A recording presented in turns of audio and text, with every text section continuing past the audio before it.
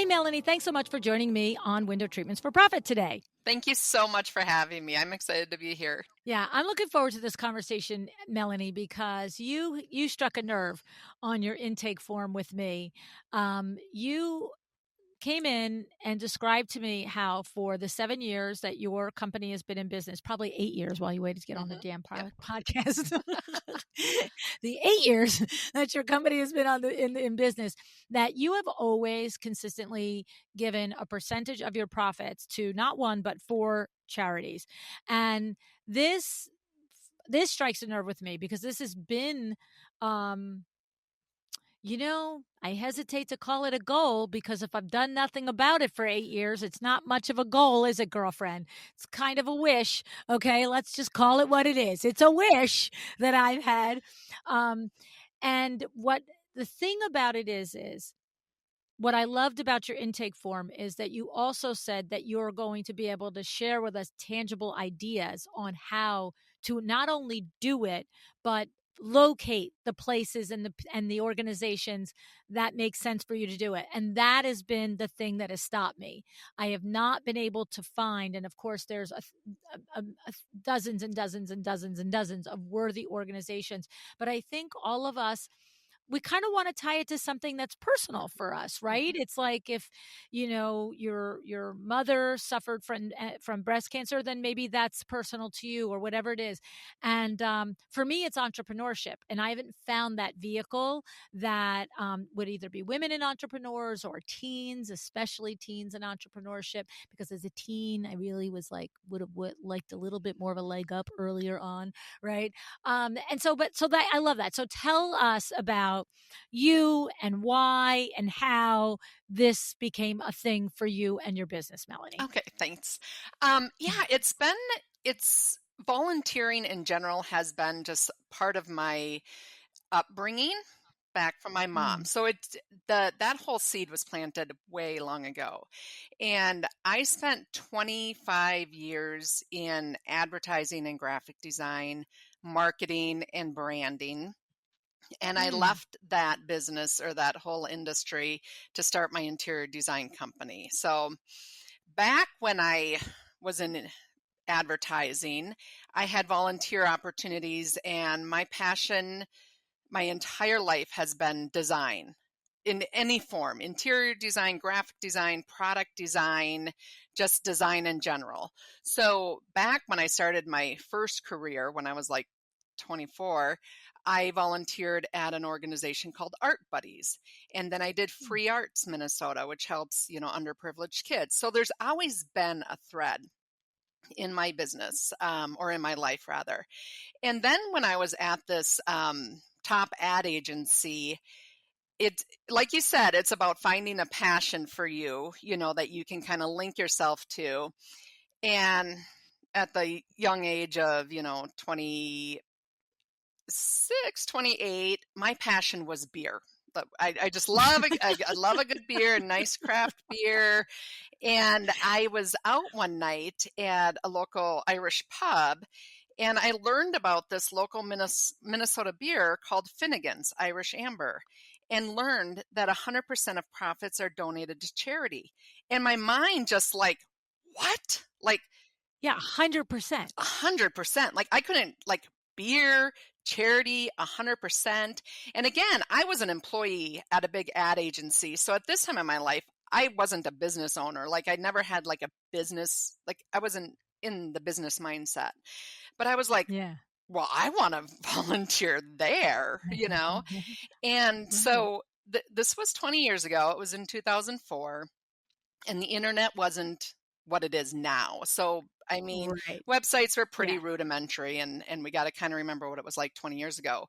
But I found the owner of this beer company, and her name is Jackie Berglund. And I just said, hey, I'm a graphic designer, and I would love to volunteer all my creative work and do your t-shirts and billboards and packaging and business cards and the branding, but branding wasn't really a term hardly Wasn't a back. word Yeah, it then, wasn't really right? a word back then, but I wanted to do We all all were that. doing it. We didn't know that's what we were doing, Yes, we were right? doing it, but we didn't have the term. And she's like, yeah, let's meet for a pint. And it just started, so of course we met for a pint, and I just picked it up and I just started, because the beer's great. It was very, very good beer. It's a very good beer. But my passion was her 100% of the profits would go to help at-risk youth.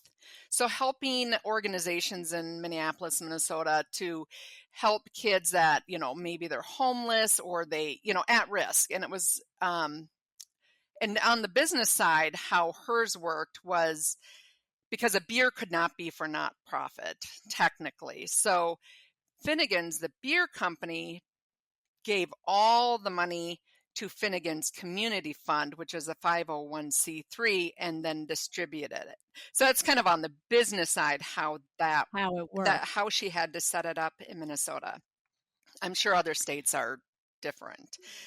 Right. But so that really that just kind of like planted this interesting seed that you can do this in a business form, because again, 20 years ago there wasn't the internet, and now there's so many brands that give back, like Tom shoes, buy one give one. Right. There's a lot more of that Right. now.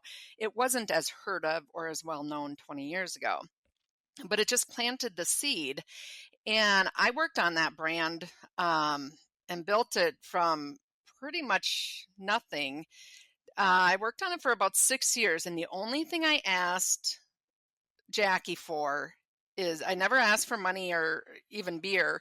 I said, if I get lucky, Or even beer. Wait a well, minute. I Even drank beer. a lot of beer with her, but I didn't give me my case of beer type of I thing. But just had to I'm like, Jackie, if I ever meet Mr. Right and I ever get married, I just want free beer at my wedding. That's all I'm gonna, I'm throwing it out there. And 6 years later, I got married, and she gave me a keg of beer for my wedding, which Aw. was so great. But so I did work on her brand for about 6 years, and I built it up to the point where a really large ad agency in Minneapolis, whom I actually used to work for, so it's kind of ironic, asked me if they could take it on pro bono. And so I handed them my baby, and it's been Whoa. wonderful. They've been with her. I was with her for 6 years. It's been around for 20, so like 14 years, and I Wow. just knew that that agency that had about 500 employees could put all the Yeah. resources behind it. And now the Yeah. brand is huge, and the mission changed from the at-risk youth to the food shelf. So at Oh. one point she changed the focus, and she even has like a reverse food truck where you bring food to, for the food shelf. So just really creative Oh. ideas, Yeah. 1 pint equals 1 plate was kind of, Oh, fun. super Another fun. idea. Yeah. So fast forward, when I decided to leave advertising and start my interior design company, I- that was already, like Yeah. That's how you I roll. had to do Right. it. I just Yeah. couldn't. Yeah. It was a way for me to kind of volunteer. But what's funny is it was a while ago that I sent in, the request to be on the show. And I am entering my 9th year of business. I could have written it wrong on the intake form though, but time I've flies. Time actually flies. have, my teeth have fallen out in all this time I've waited to be on the show, and my hair is gray. My fingernails are 4 feet long. Some of that's true for me anyway. But yeah, my company, since it started in 2016, has always donated, a portion of my profits to 4 different charities locally. However, in January 2024, I changed it. I'm like, I just wanted to do something different. I love the charities that I support. I actually still support them. It's just not on my website because I don't want to get people confused, so I just kind Right, of right, keep right, the right. website simplified. But what I thought I would try, and this was inspired by a friend of mine named Kyle, who's a graphic designer, just a amazing designer, and he got a brain tumor a couple of years ago. And, he went through all the chemo and all this, and he has a daughter who's the same age as my daughter, so we've just Mm. always had this shared connection of design and our daughters and all this and that. And he passed away. And Oh, right no. before he passed away, I was talking with his wife, and she was talking about where, because the tumor had progressed, the cancer had really progressed, and she had to keep them in like their lower family room that was full of carpet, and they had like the hospital bed and stuff. And she's like, Mm. it's really hard to roll them around, and Yeah. on this Yeah, yeah, carpet. yeah. And I was like, it was just like these triggers in my mind. I'm like, well, I know vendors, like I know his flooring like how how can I use my, whether talents, connections, finances, time, whatever, to make this kind of end of life experience better for him and his family. And Mm. I was like, then I came up with this idea of a program where I would donate my time versus like sending out money to a lot of these charities. I'm like, well, what if I donate my time and touch real people with real needs, whether it's an end of life situation or just a really bad flu, or maybe a single mom who just needs a bedroom for respite. I was raised by a single Yeah. mom, and as a mom, I Mm. mean, parenting is difficult, as we all know. Um, Understatement, right? yeah, so he kind of sparked this idea. So I created a program within my company called Design Love, where I will Mm. donate my time and any resources that I can gather and whatnot to help. And it's set up where people would nominate like a family or a friend. And unfortunately, I didn't get this idea and pull it together in time for Kyle. So I still hope to Mm. help his family, his wife and daughter, because they still have that nasty carpet, and it's, you know, Yeah. where he They stayed. probably got ruined with all the Yeah. medicines and the in and out and the Yeah. yeah, So yeah, right now I know that room is still like a reminder of what they went through. And so I really want to yeah, give them a new start by yeah, putting in some new yeah, flooring and just freshen things up what I can. So I still yeah. hope to be able to do that. Um, but one of the first things that I did when I launched Design Love in January is through LinkedIn, got connected with a local guy here who had a friend who was living in a mobile home, a single mom with 5 children. And last year, 2024, Minnesota was not very cold and we did not get very much snow, but we had one really deep Yeah. freeze, and all her pipes burst in this Ah, mobile home. So she has 5 kids, gosh. left a really terrible situation. So I know she's just like hanging on to stay away from the Mhm. horrible situation. And then this Yeah. house floods and freezes. And he had started a GoFundMe account to help raise money to rebuild it.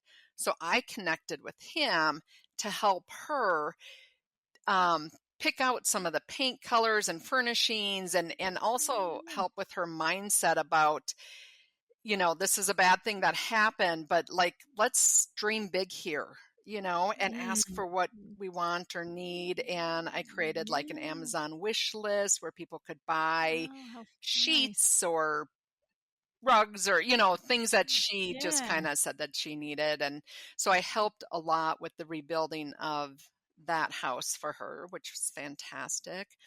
Um, last week, I worked with a woman who was diagnosed with breast cancer in January, went through 16 rounds of chemo, and now she's in a couple weeks. I think it's about a week and a half out. She's having a double mastectomy.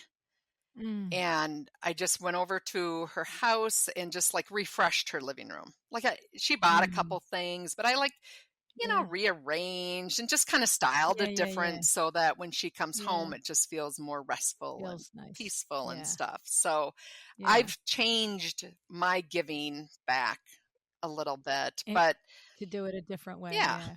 Yeah. So interesting because I have a couple of questions in the weeds here.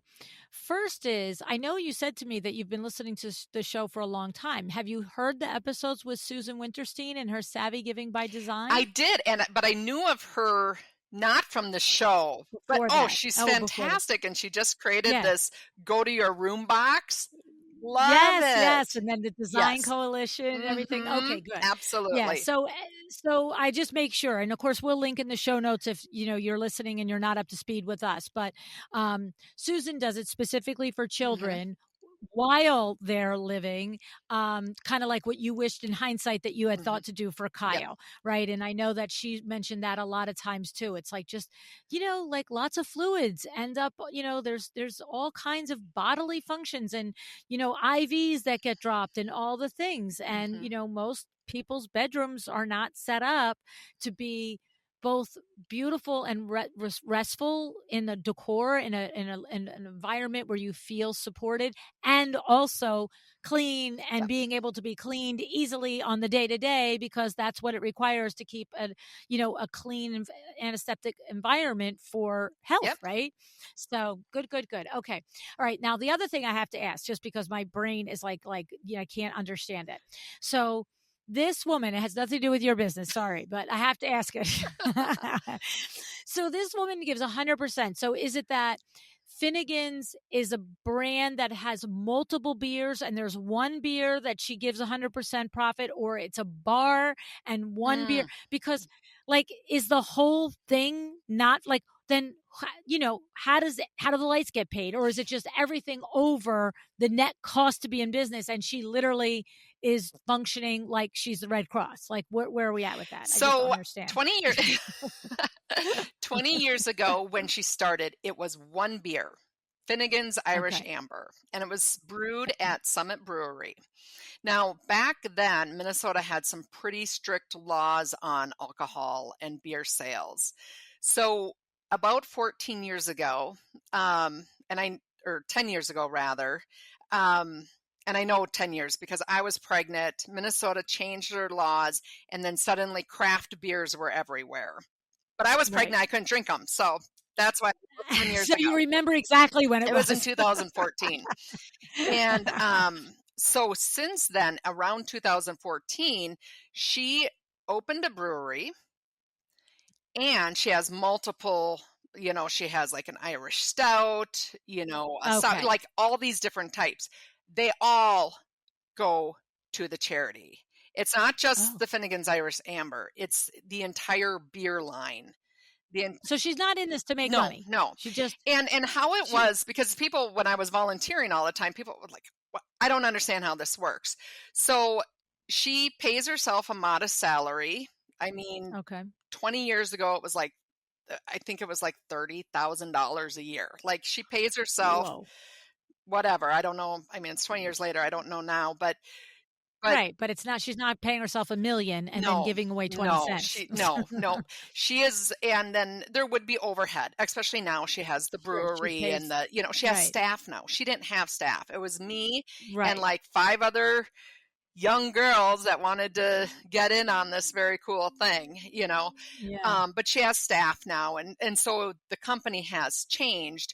But I know that just knowing But she her still heart, gives 100% of the 100%, net yeah, profit.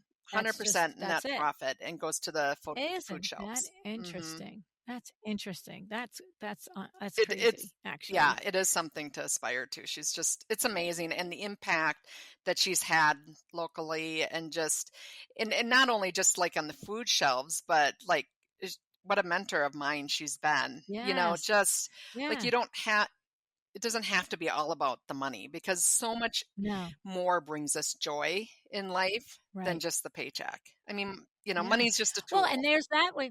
Well, and there's that way to look at it, 1000%, right? If you make a good living, all the bills are paid, what's the difference? How much money do you need, right? Hmm. But the other side of that same coin is If she gave 25%, we'd all be like, Yeah, wow, you give 20. Like, I mean, when I think about it, I'm like, we're going to do 5% a year, like, aren't you great, Lou? Yay. You know what I'm saying? I know. I know. Like, you can still make an impact, with like anything's better than For nothing, sure. For right? It's sure. like, so, but that is pretty remarkable and admirable of her. Okay. So, talk to me about that pathway, like whether somebody, now what you're doing is you're now giving your time Hmm. more so than your Yeah. money, which is, time is money, by the Yeah. way. If you're out doing your time, designing and helping this woman specify all the things in the mobile home, you're not out on a project of your own making money. So there's no minimizing it there, right, at all. But when I think more likely, more people, probably easier entry Yeah. is to identify something that's meaningful to them and donate a part of Yep. proceeds, right? Yep. Like our typical model. So talk to us about that, Melanie. How do you think people should identify? And if they identified, I gotta believe, like, the thing, like the guy that calls you on the phone, like in Jersey. I don't know if it's everywhere, but it's in Jersey, man. Some guy calls. He sounds like he's from The Sopranos. Hey, LuAnn, I just want to say this is Joe over here with the Police Benevolent Association. We like to count on your support. $100 this year. Go write you down, right? And you're like, no, Joe, you're not. Oh, LuAnn, come on. I'm not hearing this. I swear to God, it's how the conversation goes. I'm like, Joe, I ask you every year when you call me, what percentage actually goes to the police? LuAnn, anything that goes is good. I'm like, nope, Joe, not happening. Because when you ask them and they actually tell you, it's like 10% goes to the police and the rest goes to Joe and all his dudes. You know what I'm saying? So there also has to be a process for vetting the legitimate Yep. places, unless you're going with the big Yep. names. You know what I'm saying? So talk to us about Okay. all this Well, now that as I did my Joe routine. yeah, I got a couple things on that. For one, I think to kind of ease into this, you're right. Giving financially is probably easier. I mean, that's where I started too. And for Yeah. me, it started like Habitat for Humanity was one of the first ones because it's a legit, organization. It's well known, Right. but then as I got just kind of spent more time researching and really looking in locally, then I found, because I wanted to give to organizations that help people find, fix, or furnish homes. That was my thing. So find them, fix them, furnish them. But I wanted to just start. So I started with Habitat. And then I just started researching local organizations. One of them is Hearts and Hammers, which is an organization that helps older, um, like senior citizens, maybe um, veterans and people with disabilities, help maintain the exterior of the home. So a lot of it's like Oh. exterior for curb appeal and so that they don't get any city citations for overgrown weeds or if their Oh, siding that's nice. is, falling off or whatever. So like The gutters hanging, yeah, that and kind of stuff. you don't So have that son that you can call up and say, "Would you hook the yeah. gutter back up, Because I please?" think, like, Right? once you really wrap your head around that this is something that you do, that you want to do, you start seeing it. It's like if you want to buy a car Mm, in a particular yeah. model, you're going to start seeing that car everywhere. So there's a little bit of Right. that. Like, just get started and then, like, Yeah. tweak as you go. So I started finding organizations like that. And that's where I chose my four from. Um, but another way to think about it is, I spent 25 years in branding. So I think that this a way to do this, I think can be very relevant to your business as well. And I think kind of the sweet spot is figuring out what your passion is for you, entrepreneurs, which is fantastic. Mine is environments and finding the passion, but then also looking at your client demographic, your ideal client, right? So let me give you a couple of for instances. Let's say you Okay. love dogs. Okay? Dogs, shelters might be something that you're passionate about, right? So you Right. could give to the Humane Society to start. But if you take that concept further, maybe you're an interior designer and your ideal client is the suburban family with 2.4 kids and a big house, and they often have a dog, and you love dogs. Yeah. So you would love to attract families that have dogs. And maybe you're a designer that makes these amazing dog washing Yeah. Yeah. spaces, Yeah. like in a laundry room or mud room, or maybe they have their own room, or, then when you find that passion and you can connect it to your ideal client, then it's like another point of interaction. So maybe you find a local dog shelter and you sponsor their walk they do every year, or Mm. you volunteer with their walk, or you donate your money to them, and then you work with them and maybe you design their entryway, right? You can use them in social posts. Like you can start promoting them, and in turn it is, promoting yourself too. So this has to be, do Right. it for the right Right. reasons, I guess is what I'm saying. But you're Yeah. finding your shared interest with your clientele, your idea client, Yes. and that just builds like almost like a trust and a love. Like and breast cancer could be another one. There's so many people affected by breast cancer, sadly, but maybe that is, and that there's great design, good design, great design is wonderful. But if you can share a passion with your ideal client, that Mm-hmm. is a bond that just doesn't break, Yes. and it can make the process of the project go smoother. It can, the Yes. word of mouth, all that kind of stuff. Is just finding that shared passion. And it could be maybe you're vegan, right? And like a Yes. Right. hardcore vegan, like Right. like Right. Like faux legit. leather, faux leather only. But maybe you Yeah. become that person because that designer that's known for, sustainably sourced products, faux leather, Right. vegan leather, this. And again, and if that is your ideal client, that is a shared passion. Those people are going to seek you out with your shared Yes. passion.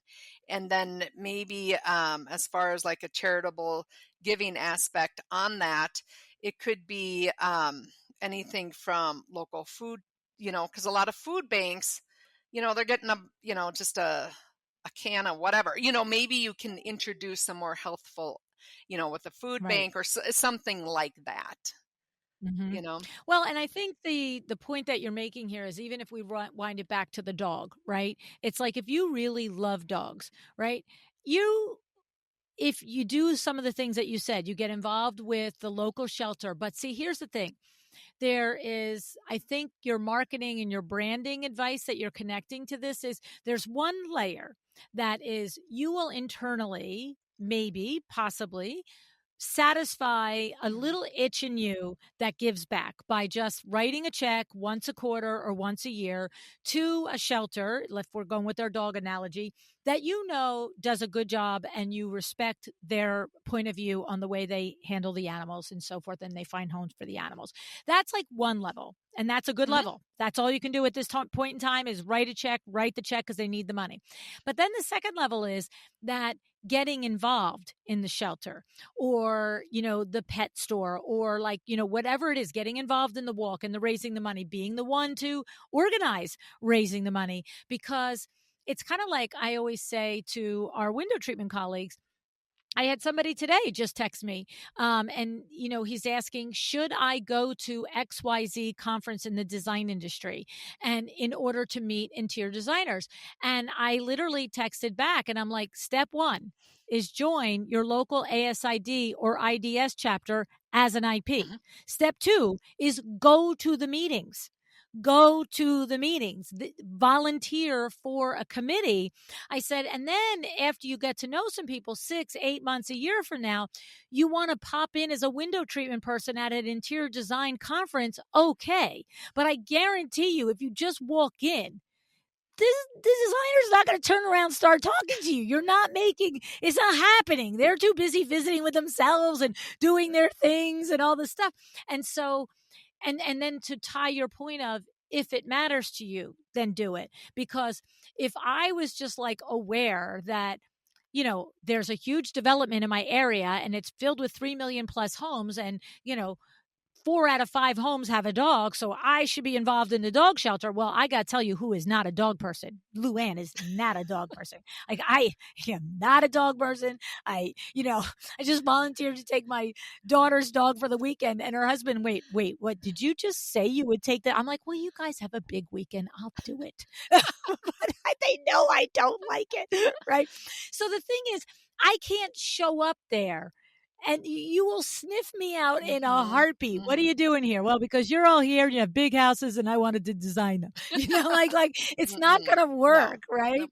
And so that's why you do attach the passion, but those layers can be layered on as you have time in your business and money in your business. It can just be writing a check. Then it could be, if you really wanted to make it worthwhile, then time and the check, Mm-hmm. right? And volunteering the services and so forth like that. And that's how you meet the people in the community. Mm-hmm. I tell people all the time in the window treatment industry, it's like, guys, you can't just join IDS, pay your dues to be an IP, or join WCAA, pay your dues to be an IP, and think anybody is looking in a directory to find you. No one is doing that. No one is doing it. There's a directory of all the window treatment places, but if I'm a designer in IDS and I go to my meetings every month and there's a window treatment person that goes every month, that person might not even be as good as I am at doing it. But they have a relationship with that Mm-hmm. person now. They're not going to forego that human for this line item in the back of the book that says, oh, industry partners that do window treatments. Like, Nope. no, Nope. right? Yep.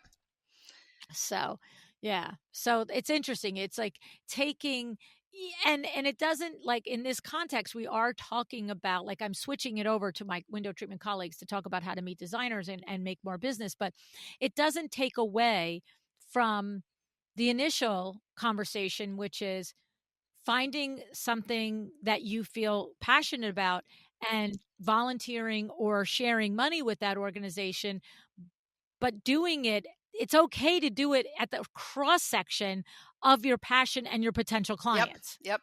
Absolutely. Yep. right? I mean, there might be charities that your potential clients aren't going to go. Absolutely. Like when you talk about children at risk and families at risk. Well, they're not looking for custom window treatments. No. Like, they're No. just not. No. They're looking No. for a hot dog. Yeah. Like, let's be serious. They're looking for their next, apple. Okay. But there are things that if you look further, maybe you do that because that's a true passion of yours and you do that truly for your soul, right? But you can mix this with a little business, right? Oh, absolutely. Another guest that you had was Brigham Jane. Oh, yes, Yeah, Bregan, when she she talked does that about work that. in Kenya, and I love that. She gave me an aha, right? oh, she's fantastic. And she's a single mom, and everything that she's doing, it just kind of blows my mind. I don't know like how many hours in a day does she get?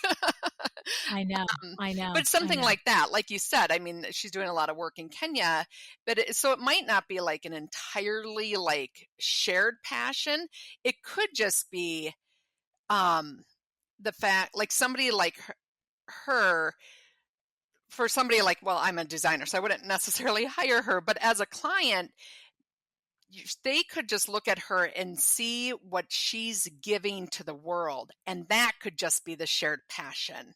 It might not be like Yes.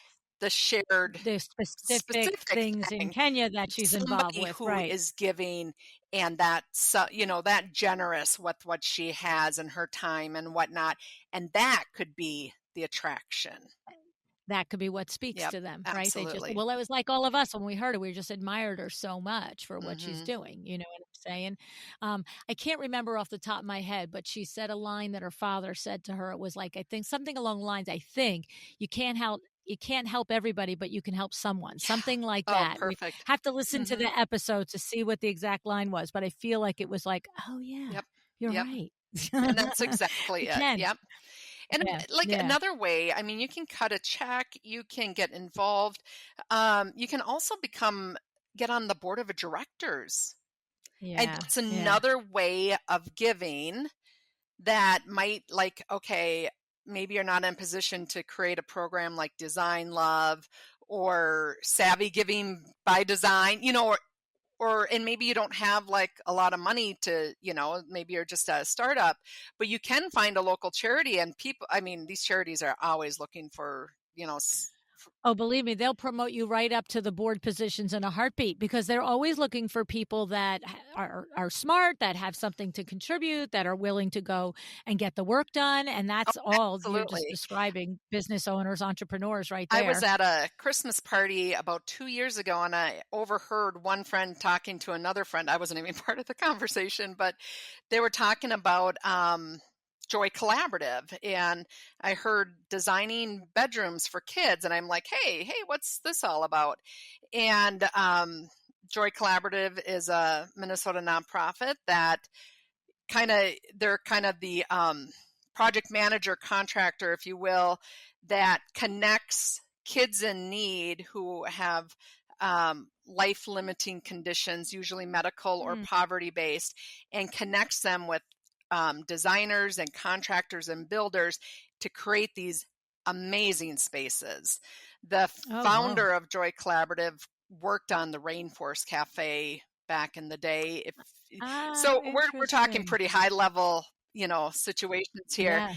Fabulous organization in Minnesota, and I looked into it. I'm like, this just like fits right in line with what my company, at the time, giving back to these organizations. So I just called them up, just like I did to Jackie Berglund and Finnegan's. I just like called up Mark, and I was like, hey, I'm a local designer, but I would love to be on your board, but do the marketing and branding aspects, which got me kind Ah, of back into where, my first career, which I the love and sweet really spot. kind of miss doing. So I've been on their Yes. board for about 2 years, and I've, brought in great photographers. I've built their website, like doing Oh, all wow. that. I don't do the design work Wow. on the projects Yeah. at this point, but Well, it's interesting that you mentioned being on the boards, right? Because I remember several years ago, the Valerie Fund is a organization here located in New Jersey, and they're very, very well known in New Jersey. And um, they were mounting a designer show house, and so they reached out to me because they knew, like, I knew a ton of designers in the New York, New Jersey area, and they were like, we need live bodies, we need designers that want to step up and be part of this show house. It was the first time they were ever mounting a show house. And they said, and we would love if you would also come and be on the show house committee. Now, I was not affiliated with Valerie Fund. Interestingly, though, my niece had been diagnosed with a form of leukemia, which is where the lane for Valerie Fund is, when she was, I want to say, 3 years old. And it was the day after Thanksgiving, and we get the phone call, and all of my grown kids are at my house. One grandchild was born at that point, and we get my husband's brother calls mm, him, and he's like, we just found this out about our poor baby here, his granddaughter. And it was like this, like, you just like stop in time moment, right? And so it was interesting. So when the Valerie Fund wanted to do the designer show house, I'm like, I'm with you. Like, I know that Gina and Anthony and Jules and everybody, really you helped our family. And so I start calling my designer friends. And then I go to the first board meeting, and aren't there three of my window treatment clients that sit on the board? wow. And I was like, oh, see, Yep. this is where your customers hang Yeah. out too. Yeah. Like, you know what I'm saying? Mhm. Like, and I walked in, and the directors like thinking I'm going to know nobody. And here I'm like, oh my God, Susan and Bill and blah, blah, blah. And they were all like, wait, what's going on? I'm like, I don't know. But, WindowWorks at that point was like a 37-year-old business in the community, Yeah. right? But that just goes to show your point there, Melanie. Like, you can call and ask to be on a board, and maybe over time, you're volunteering, you're working on the different projects, you're going to get clients from Mhm. it, because I'm telling you, that's the people who run these Mhm. organizations, the people that have been through the tragedy and that are now turning around. Every single person on that board had a child that had been through the Valerie Fund, that had a life-threatening illness, that the Valerie Fund, Mhm. you know, worked with them during their time. And so, but these are all upper middle class people too that are sitting on a board like Mhm. this, because they've got the time to do that. So I love this idea, because if there is a passion burning in you, and it's a way to tie it to your window treatment business, but then also it's something it's like a kumbaya circle. Absolutely. I was just going to say, I mean, a lot of us, give back to different charities just, kind of at the end of the year, or I mean, a lot of people just give back or donate or something. And I just think that it could just be really smart to think about, okay, so, Melanie gives back, but it's like, well, how can Happy Place Interiors give back as well? Because it can just kind of compound the efforts that are having, Right. if you're in just even for instance, one thing I'll do is I'll share posts for Joy Collaborative. They currently Hmm. need volunteers for this or that, or you know it it helps the charity more. And as a business owner, you have somewhat of a bigger voice and platform than just an individual does. So you can Yes. use, Yeah. your platform to help these other organizations. Yeah, I love it. I love it. I think that's something we should all give some thought to, like something that just makes sense. It's sitting under our nose, Hmm. probably, and we just didn't walk the ideas far enough along, to see. Because like you said, you're right. Probably 80% of us are donating in some way in our personal Hmm. lives, Hmm. to the different things, and they come through. I know Vinny sits there every single month, and whose Wounded Warrior Project, into different things, and the Cancer Society. Like, he's just got his certain things that are just important to him. He writes the check, blah, blah, blah. But, you could think further, and what else could happen, and what else could you do, and how you could impact, Hmm. both the organization and your own business in the process, right? Yeah, and it can really help your brand stand out. So this isn't interior design related, but this kind of goes back to when I was in the ad agency. One of the clients that I worked on locally, it was a meatball company. Yeah, meatball company. Simix meatballs. So anybody from Minnesota will know Simix meatballs. I don't know exactly where all they're distributed, but probably in the upper Midwest. And my my job was to give them a new logo and a new package. And every meatball package looks the same. It's like a plate of meatballs. I mean, and I'm just like on this website, like, because I need to create a story for this meat. Like, what makes this meatball better than any other meatball? It, why? It tastes kind of the same. Like, it tastes kind of the same, looks the same. It's the same ingredients, same. So what is it that's special about this meatball? And at the bottom of the website, like on the last page, like I'm trying to find is it the Fred Burns only? Yeah, Right, right, yeah, right. it's a thing. It's a thing in design and branding, and always has been.